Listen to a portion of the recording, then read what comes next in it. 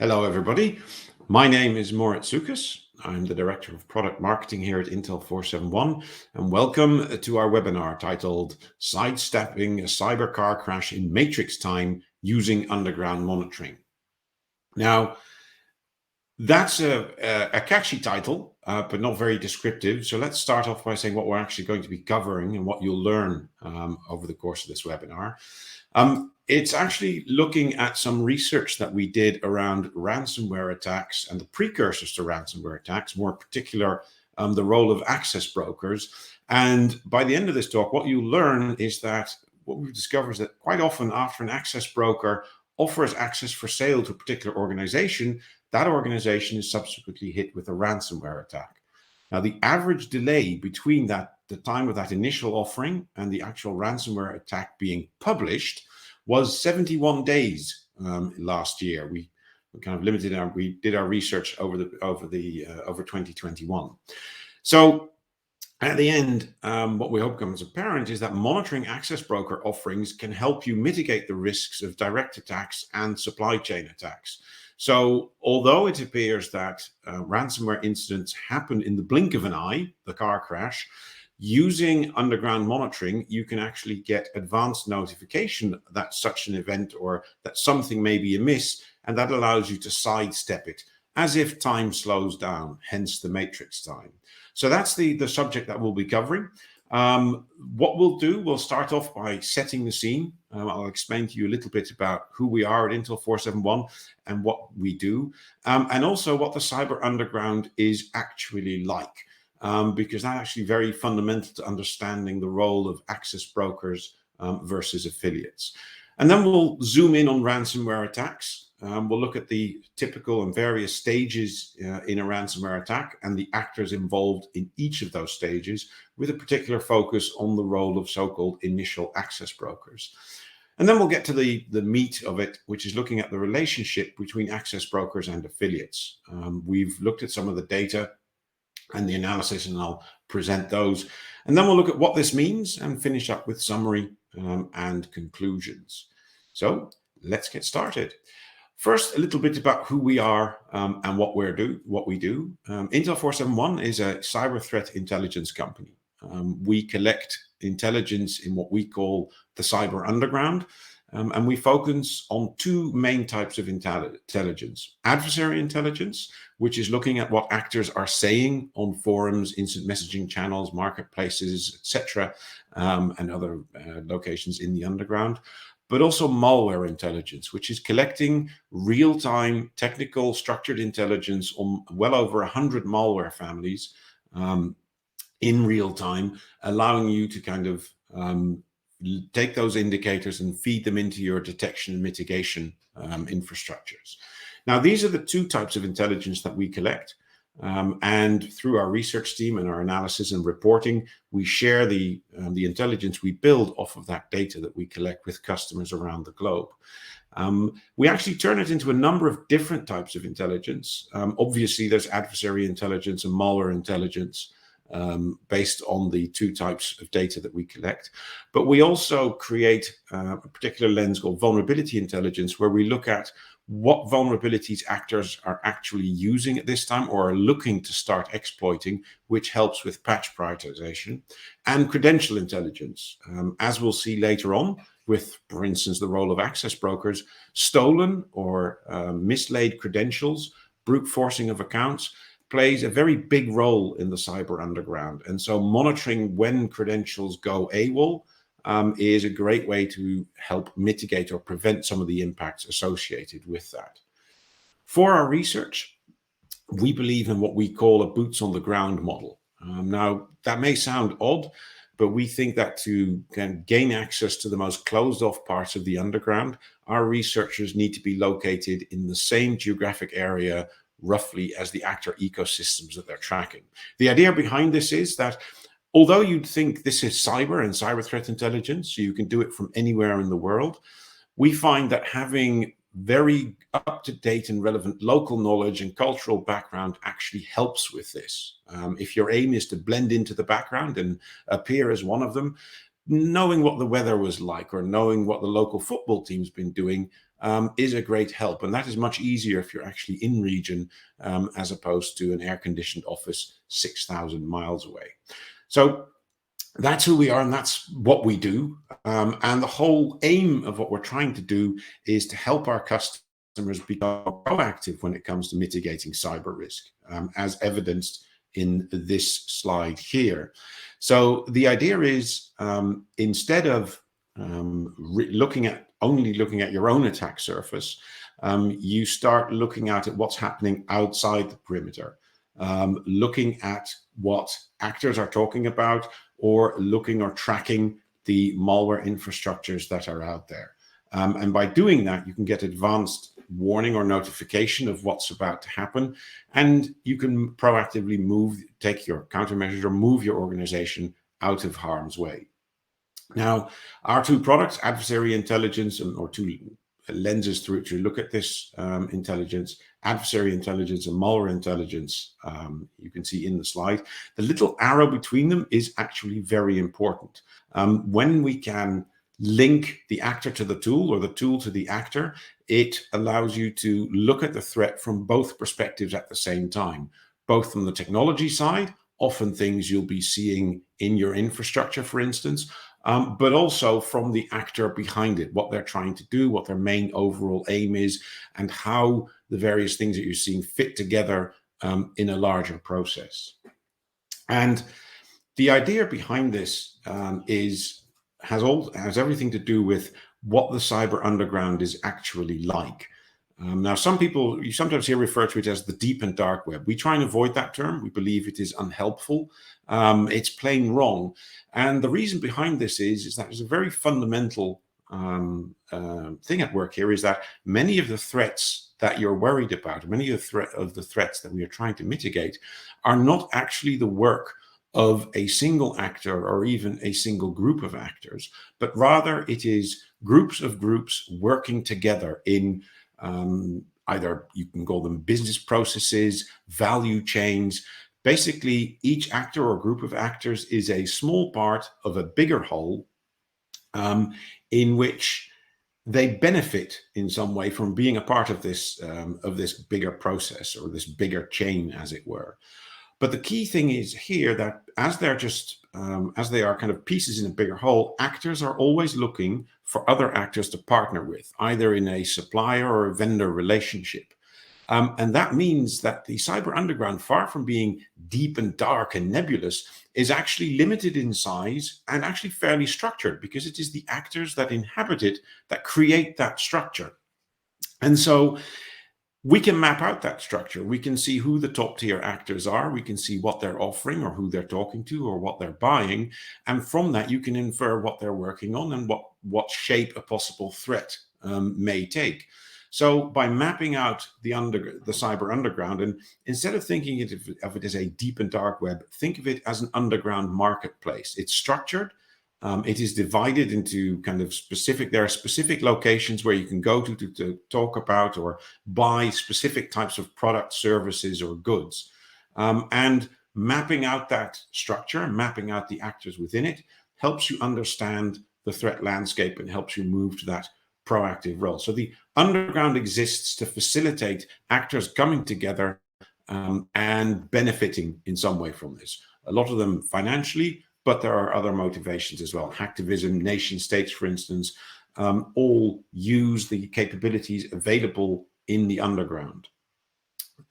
So ransomware is no different. The typical ransomware attack that we see in the news, the ransomware attacks that we're trying to mitigate, are not the work of a single group. There's a set of stages or a set of activities in a typical ransomware attack that are each executed by different actors. And these kinds of the particular actors playing that role or fulfilling that particular capacity change from attack to attack.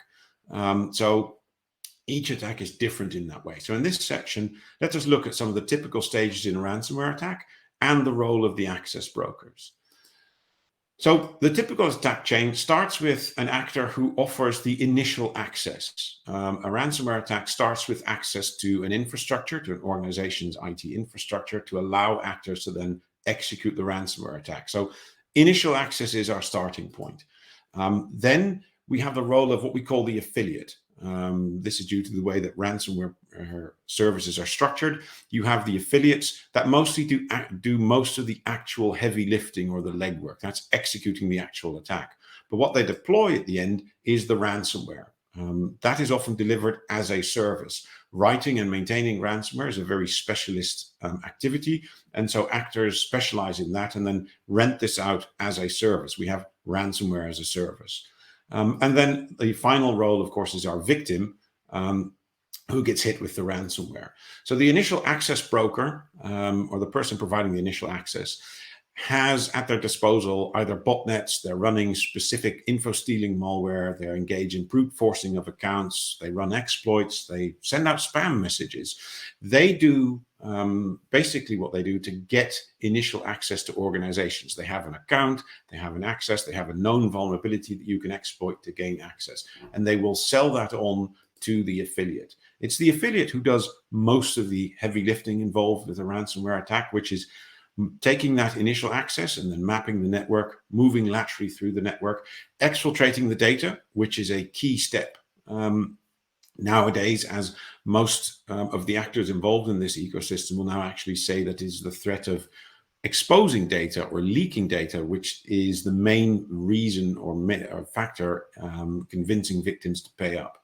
But they'll also sabotage any backups to make recovery more difficult, and then they deploy the ransomware. As I said, the ransomware is delivered as a service, so the ransomware as a service operators provide the infrastructure. They develop the ransomware software, they develop its command and control infrastructure. They'll often run the negotiations. They'll provide pressure on the victim to increase the pressure for them to pay up, and they'll handle those payments. They'll often they're seeing themselves or positioning themselves as a brand. If you're hit with a well-known ransomware, Conti, for instance, has been in the news a lot.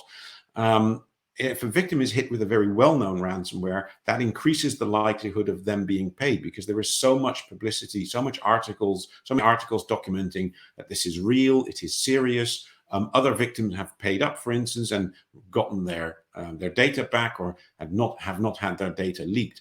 So being a well-known brand actually helps them and makes ransomware as a services more attractive to affiliates looking to partner with them.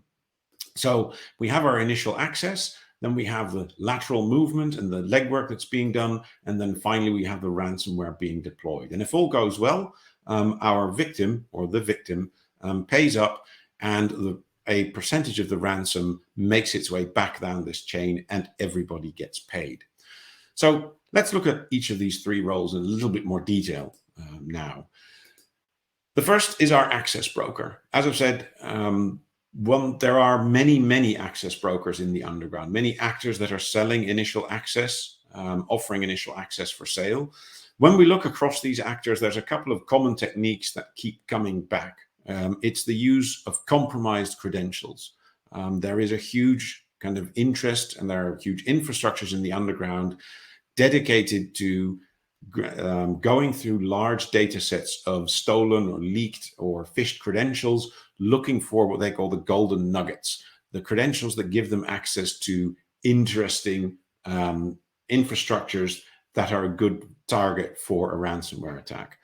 One of the ways they like to get in is by either exploiting or using credentials on legitimate remote access services. So things like Citrix, RDP, VPN accounts, for instance, are massively sought after. Any vulnerabilities in those types of services are very sought after, and actors are actively looking for those.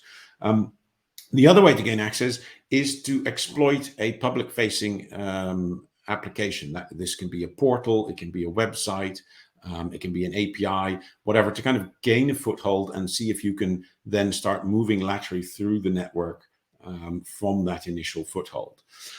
Because there is such a high demand for network access in the underground, one of the recent developments we see is that access brokers are focusing on supply chain attacks. They're trying to gain access to organizations, which in turn will give them access to many other organizations, such as managed security service providers, hosting companies, software as a service companies, software companies.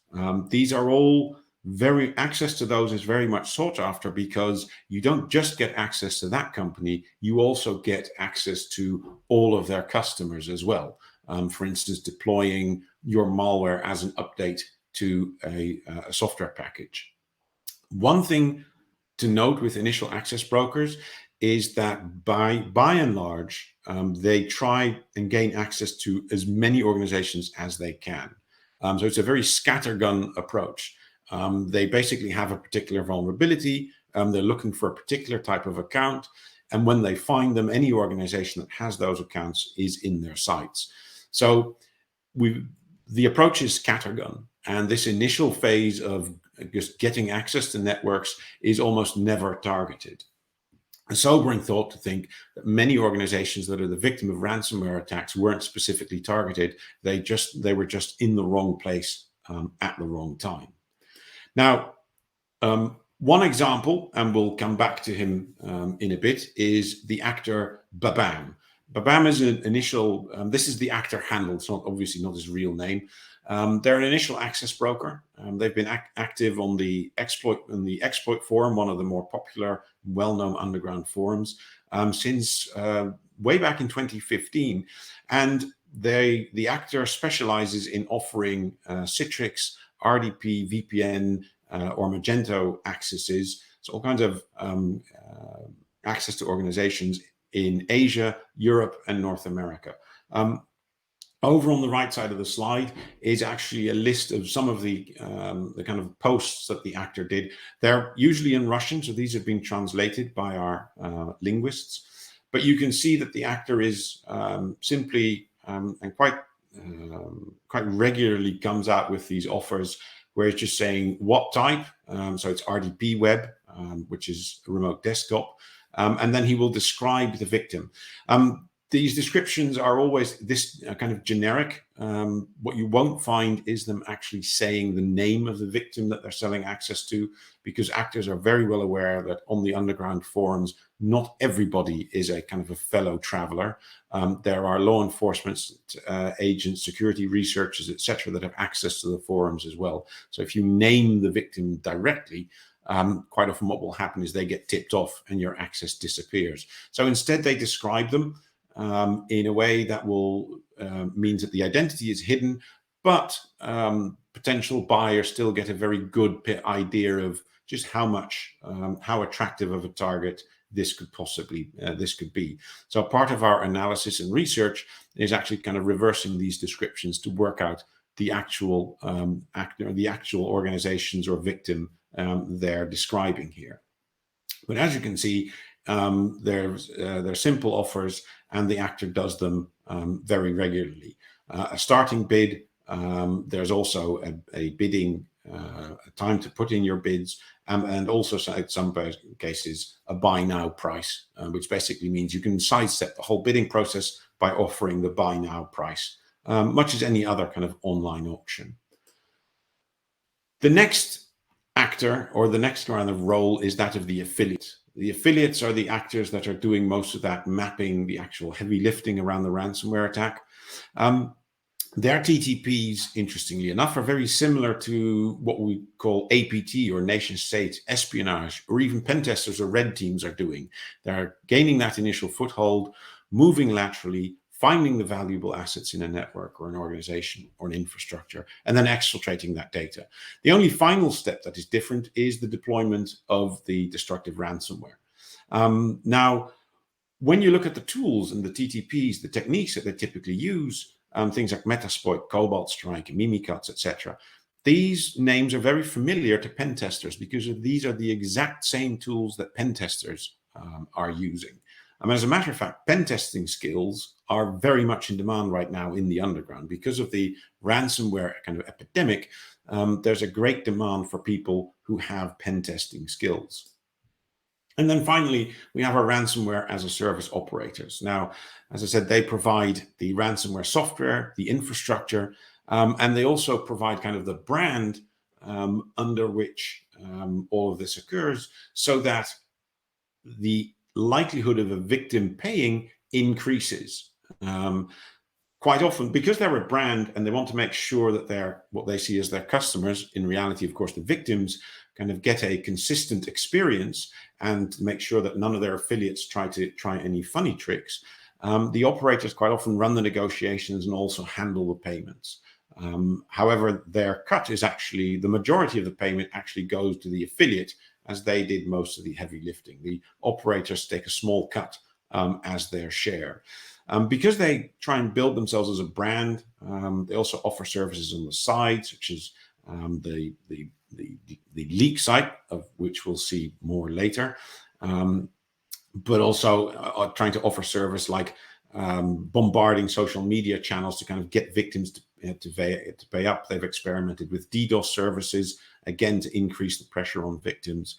And they are very well aware that they have this brand, and so they are also actively seeking to build that brand. One of the reasons, of course, is that if they leak data on a blog, on a leak website belonging to a very well-known ransomware as a service operation, then there's a good likelihood that the press is going to pick up on this because they're actually monitoring that site, which in turn increases the impact to the victim, which in turn makes it more likely that they'll pay up to avoid this. So the actors are very well aware of this, and they're actually, you will see them engaging in activities to build their brand, which includes actively seeking publicity. So when you see actors giving interviews, this is them actually trying to build out their brand. It's not just hubris. And because of the increasing importance of data leakage, having that brand, having that well-known leak site is becoming more and more important.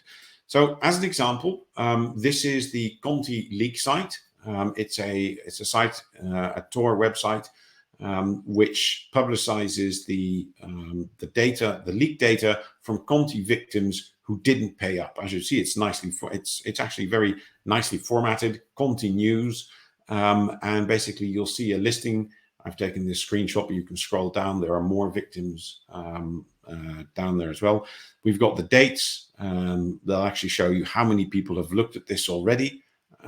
Just to give potential victims an idea of how many people are looking at this site.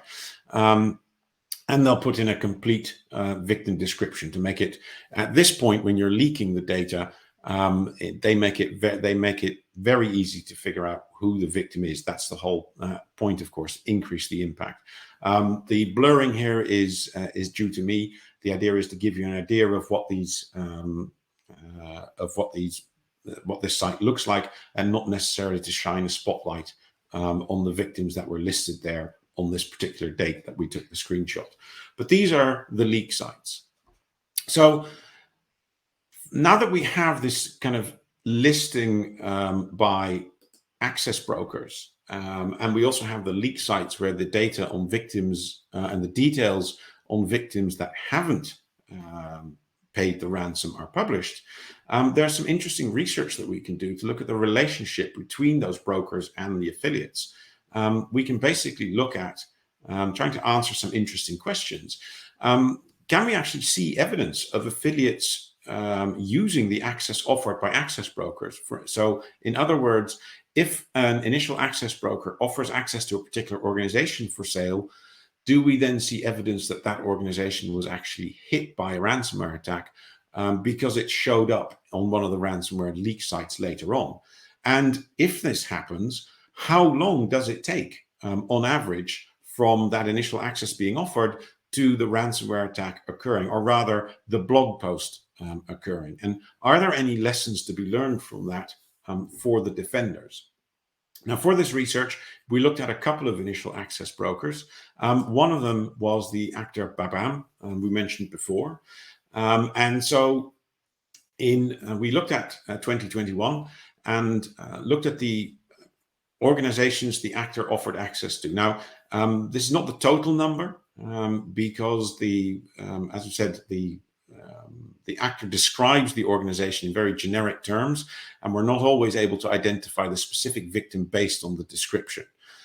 So in 26 occasions, we were able to identify the organization the actor offered access to. I also were able plot the number of total offers the actor made in 2021. Now, the actor had a bit of a run-in in the underground, so in the fourth quarter of 2021, he was unable to make any further offers for sale, so Q4 is missing. But as you can see, most of the activity of the actor actually occurred in Q1 of 2021. So we have a set of 26 organizations that we know the actor Babam was offering initial access to. Well, 3 of those 26 organizations subsequently appeared on 3 different name and shame blogs: DarkSide, Lockbit 2.0, and Ransom EXX. And on this graph, you can see the average amount of time between the initial offer being made and the victim appearing on one of those blogs. You can see that DarkSide was the interval was shortest, about 15 days. And for Lockbit and Ransom EX, it was the order of 35 to 45 days. On average, 32 days passed between the offer of access and that publication. Now, there's a couple of factors that go into this, into that time. One of the things to note, obviously, is that victims are only published on the leak site when it's clear that they're not going to pay the ransom. So each ransomware as a service operation will give you a grace period during which to open negotiations, for instance, or run the negotiations. And once they have a feeling that that's going nowhere, that's when they publicize.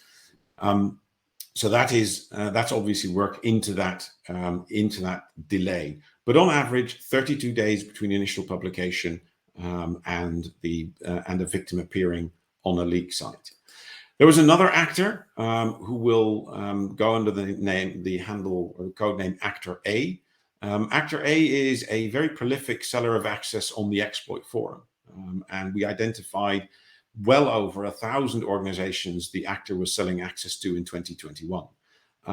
For this actor, the majority of activity actually occurred in Q2, and for different reasons, again, this actor was unable to offer any new accesses in Q4. So all of the activity happened in the first 3 quarters of 2021, with, for this actor, actually the majority of his offers coming up in the second quarter. And of those 1,000 organizations, 24 of those organizations appeared on no less than 7 different ransomware as a service blogs. So as you can see, Actor A is being used or selling access to well-connected and selling to a number of affiliates with a number of ransomware as a service operation. PISA was the most popular one. No less than 14 of the organizations were publicized on the PISA blog. Conti 3 and LV 2. They would all have the multiple listings, all the single listings. On average, for Actor A, 110 days elapsed between the offer and the posting. And as you can see, that Hive, Lockbit 2.0, and Vice Society are the ones that are kind of driving that average upwards, higher than the much higher than the average that we had with our actor Babam. Again, we'll come back to this in a bit. Higher is not necessarily better. There are a couple of factors that may go into this. As you can see, overall, it's somewhat higher here, which may suggest that affiliates don't check in with Actor A quite that often, for instance, and maybe they spend longer mapping out the network or exfiltrating data. So a longer delay is not necessarily better always.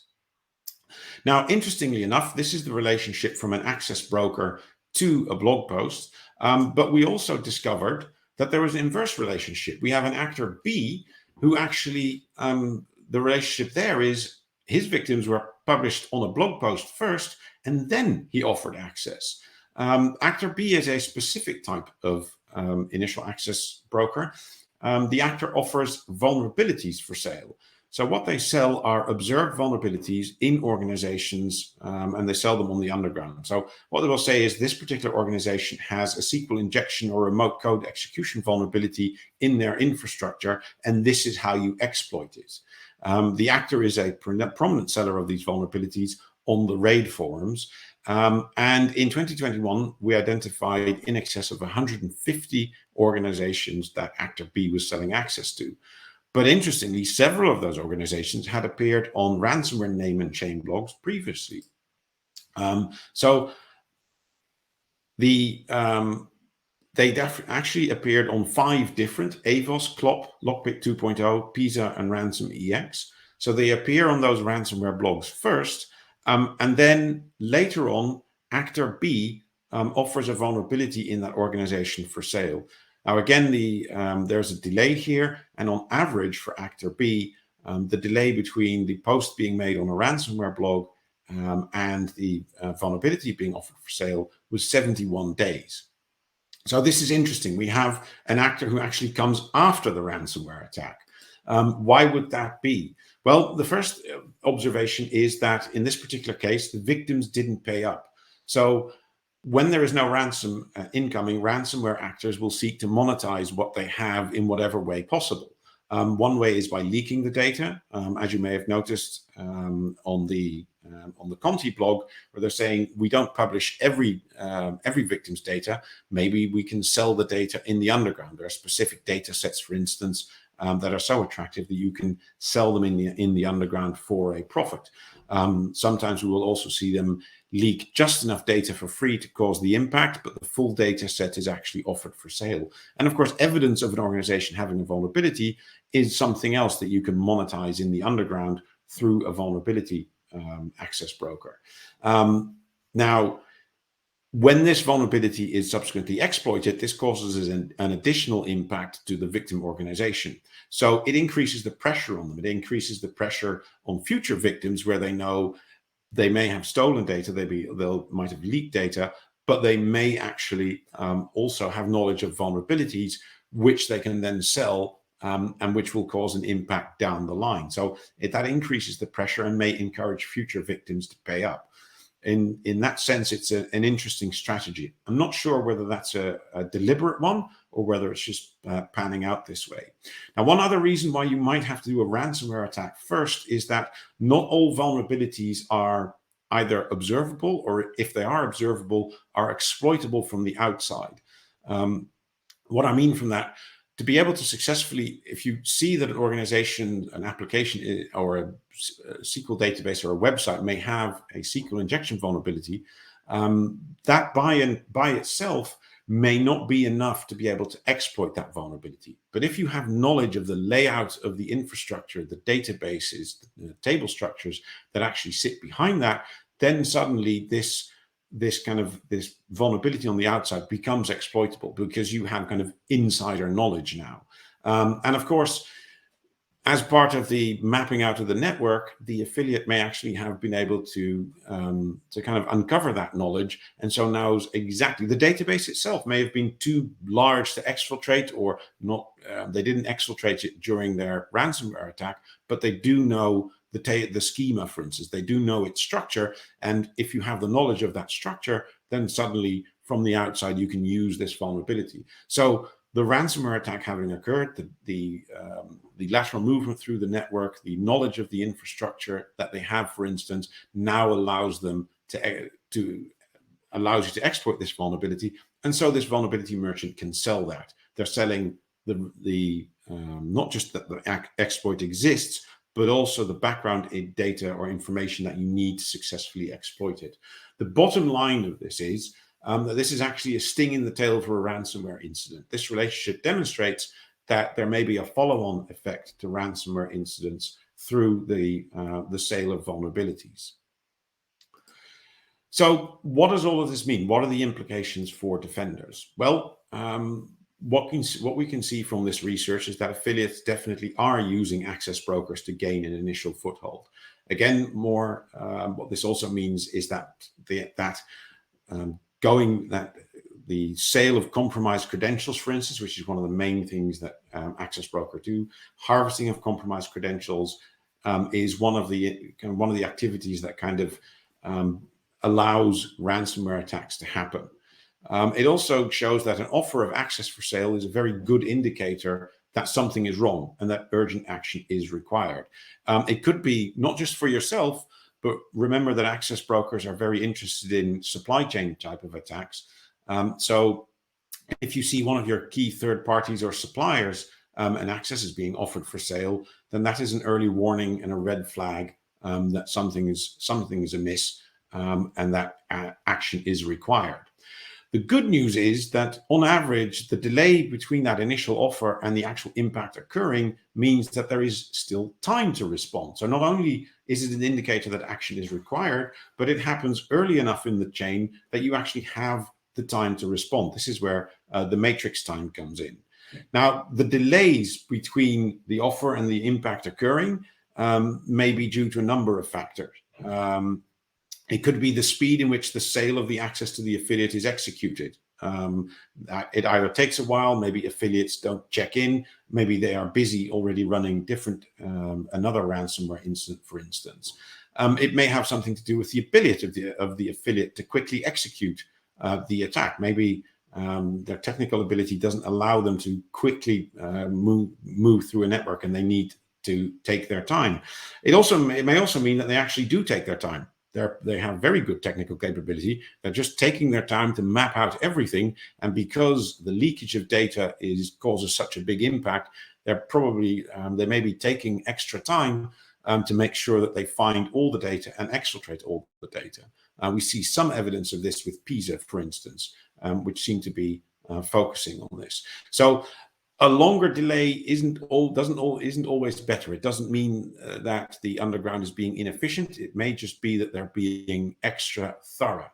And the fact that we see vulnerability merchants offering vulnerabilities for sale after the actual ransomware attack occurring point to a delayed additional impact from a breach. So once the actual ransomware incident is done, there may actually be an additional impact coming on after that, when suddenly an exploit you didn't even know existed is exploited by an attacker to cause an additional impact. So to summarize, a typical ransomware attack has three main actors. We've got the access broker offering initial access. We have the affiliate responsible for lateral movement, the data exfiltration, and the actual deployment of the ransomware. And we have the operators who handle the negotiation and publish victims and their data on the blog. We've seen two actors, Babam and Actor A, who are sellers of access, and we've seen in the research that their victims do end up on ransomware as a service blogs, meaning that affiliates are buying from these actors. And we've seen Actor B, who's offering vulnerabilities for sale. So ransomware victims are ending up in this list after the actual ransomware attack, a long tail impact. And an organization appearing in an access broker offering is never good, but it is a red flag and a good indicator that something is wrong and that urgent action is required. But because of the delay, on average, over all of the actors, the delay was 71 days in 2021. There is still time to take that corrective action. And so actually the big takeaway from defenders is that if you monitor the offers from access merchants for either mentions of your own organization or something which could be conceivably be your own organization, or for your key third parties, is a very good approach, which can help prevent impact. Also because it's a very early indicator in the chain. So with that, I want to say thank you for taking the time to listen to me talk about initial access brokers, affiliates, and their relationship. There is a white paper that contains much more background on this, as well, breakdowns of geographic areas, for instance, that these actors are active in, initial access offers, and ransomware incidents. If you want to know more, you can request your copy of the white paper on our website. I've put the URL, the straight URL to go to the white paper section on screen here as well.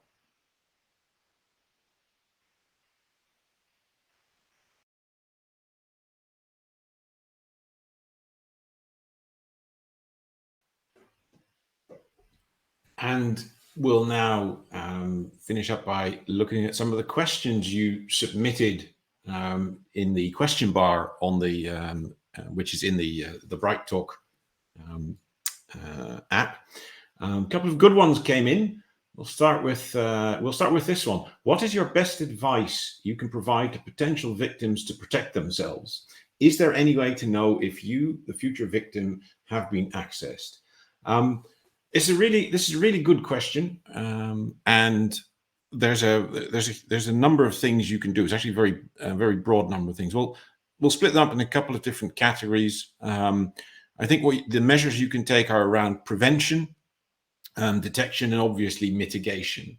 So prevention, I hope it's become clear from this presentation that actually ransomware attacks start way before the ransomware is ever deployed.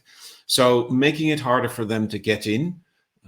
Stolen credentials play a big part in what access brokers do. So implementing multi-factor authentication, which makes it more difficult to utilize, but not impossible, by the way, to utilize stolen credentials. So MFA, all the things. Just static usernames and passwords in this day and age are really no longer sufficient, as you can tell from the huge kind of underground infrastructures which exist to steal them, analyze them, and then abuse them. The second has to do with abuse of vulnerability, so making sure that everything is patched. Now, you do this anyway, so the fact that this is still working means that patching is a challenge, and we see that with a lot of our customers, which is one of the reasons why we developed vulnerability intelligence to help you zoom in on those patches that are being actively exploited by actors in the underground, so you can make sure that whatever you're patching, those get patched first. Monitoring for stolen credentials in the underground. This is where credential intelligence comes in. Basically, if we see credentials being offered for sale, or if you see credentials from a user being offered for sale, that means that you can preemptively disable those accounts, have them change their passwords, etc. Other things, detect, if they do get in, detect the lateral movement. So like I said, their tactics are very similar to what pen testers are doing. So if you have pen testers or red teams, kind of pay attention to what they're doing, pay attention to what they see when they're doing their exercises or their tests or writing their reports. What was easy for them? What was hard? Focus on making the things that were easy much, much harder for them. Because if you make it hard for them, make it hard for them to remain undetected or to move laterally through the network, you'll also make it harder for the affiliates to move laterally. I guess those are kind of the top tips. The second question, which actually popped up, was someone who actually was already ahead of me here with multi-factor authentication, and asks, does multi-factor authentication completely prevent access brokers from utilizing stolen accounts? It's a good measure, and certainly one that needs implementing, but it's not a silver bullet. We've seen a couple of actors that actually try and find ways to work around this. There are still edges around multi-factor authentication, which kind of leave small gaps that attackers can get in through.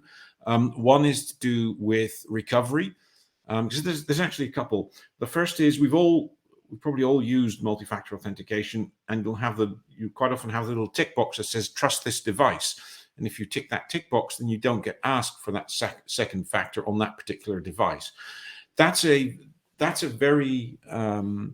of the things they try and abuse. A lot of the info stealing malware, for instance, steals much more than just passwords. When you're in a browser, it will steal cookies and all manner of other data. And when you click that little tick box that says, don't ask me for the multi-factor authentication here, what you're basically setting is a magic cookie that kind of, the idea is it uniquely identifies your device. And so the application on the other end will know that it's that device, and that has been set so it can trust it. What actors will try and do, they'll try and reverse engineer how this device fingerprinting works. Then they'll find a way to make their device match the fingerprint, and they can use that stolen cookie to basically bypass multi-factor authentication. Other areas that we see them focus on are, if you lose access to your token, there may be backup mechanisms or recovery mechanisms, and those may have weaknesses. One is, for instance, that you receive tokens through email if you don't have the actual hardware token with you. But if you have access to the email inbox, then you can intercept those. Another one that we've seen, and this was recent with the Lapsus group, where they will basically have the real user be bombarded with authentication requests, for instance, on their mobile phone, usually in the dead of night. And the idea is at some point they'll become so frustrated they want to get back to sleep, so they'll simply say, yes, it's me, and go back to sleep. That's another one. So basically spamming people with multi-factor authentication requests. So multi-factor authentication definitely is a big hurdle, but it's not an impossible one. And we do see actors kind of trying to find ways to work around it. But still, you should deploy it. You should deploy it everywhere, really. That and patching. And I think we're coming up on the 45 minutes time here, so that's all the questions we have time for. I hope you enjoyed the session. I'll say thank you very much for taking the time to listen to us again. And do please, if you're interested and want to know more, please feel free to request a copy of the white paper on our website.